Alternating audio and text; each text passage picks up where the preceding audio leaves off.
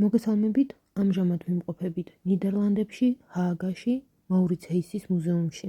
ყვავილების ლარნაკი.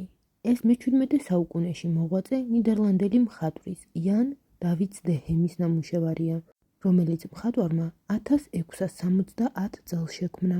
ერთი შეხედვით იქმნება განცდა, რომ დე ჰემმა სურათზე მხოლოდ ყვავილებით სავსე ლარნაკი გამოსახა.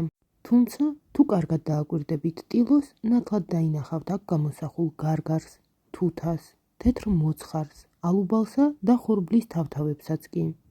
ამავდროულად, სურათზე კარგად იკითხება პეპლების, ლოკოკინების, მუხლხოების, ჭიანჭველების, ყურბელასა და ობობასებრთა ოჯახის წარმომადგენლების გამოსახულებები. საინტერესოა ის გარემოებაც, რომ მხატვარმა სურათზე მის სახელოსნოში არსებული ერთ-ერთი სარკმელი გამოსახა. ყურადღებით დააკვირდით ლარნაკს, რომელიც ამ სარკმელს ირეკლავს. ფანჯრის რაფაზე ბოთლის გამოსახულებაც იკითხება.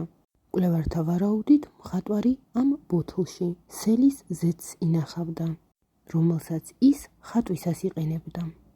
სურათი მხატვრის მიერაა ხელმოწერილი. ნამუშევარი ამჟამად ჰააგაში, მაურიცეისის მუზეუმშია დაცული.